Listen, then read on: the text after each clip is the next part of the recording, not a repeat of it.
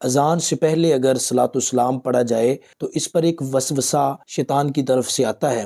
اذان سے پہلے درود و سلام کا پڑھنا یہ اذان کے اندر اضافہ ہے، اور کسی بھی صحابی نے اذان سے پہلے کوئی بھی لفظ نہیں پڑھے، تو لہٰذا یہ اذان میں اضافہ ہوا اور صحابہ کے طریقے سے ہٹ کے ہوا۔ یہ صحابہ کا طریقہ نہیں ہے اور یہ بدعت اور ناجائز ہے۔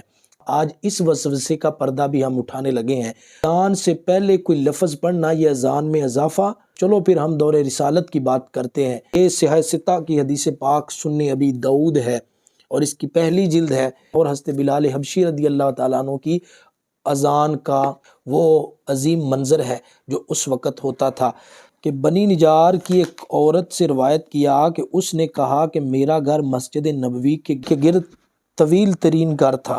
حضرت بلال رضی اللہ تعالیٰ عنہ میرے گھر کی چھت پر فجر کی اذان دیتے تھے، پس آپ سحر کے وقت آ جاتے، چھت پر بیٹھ کر طلوع صبح صادق کو دیکھتے رہتے، پس جب آپ دیکھتے کہ صبح صادق کی روشنی پھیل گئی ہے تو پھر یہ پڑھتے۔ ناظرین بڑی غور کیجئے گا کہ حضرت بلال پھر کیا پڑھتے تھے۔ ثم قال اللہم انی احمدک واستعینک علی قریش ان یقیموا دینک، او کما قال، اے اللہ میں تیری حمد کرتا ہوں اور تجھ سے مدد چاہتا ہوں اس بات پر کہ قریش تیرے دین کو قائم کریں۔ پھر اذان دیتے۔ کیا یہ ایک دن یا 2 دن یا 3 دن حضرت بلال کا عمل رہا تاکہ پھر مسلسل یا مستقل طور پر تھا؟ تو اسی حدیث پاک میں وہ عورت جن کی چھت پر حضرت بلال اذان پڑھتے تو کہتی ہیں خدا کی قسم میں نہیں جانتی کہ حضرت بلال نے ایک رات بھی یہ کلمات چھوڑے ہوں۔ تو ناظرین محتشم حقیقت آپ کے سامنے ہے۔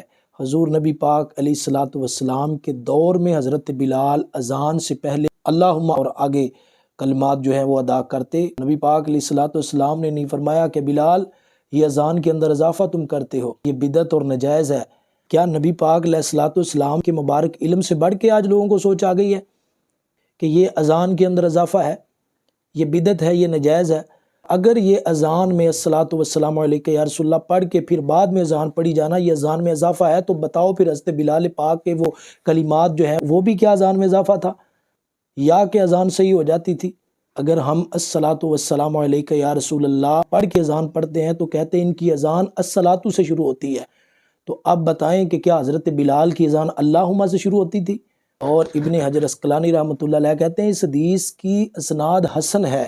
معلوم ہوا اذان سے پہلے الصلاۃ والسلام علیک یا رسول اللہ پڑھنا اذان میں اضافہ نہیں ہے، یہ بدعت نہیں ہے۔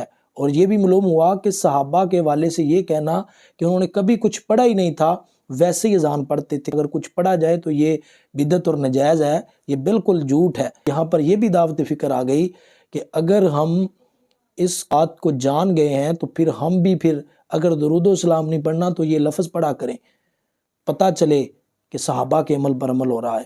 اللہ وحدہ لا شریک محبوب کی عظمتوں کو سمجھنے کی توفیق عطا فرمائے۔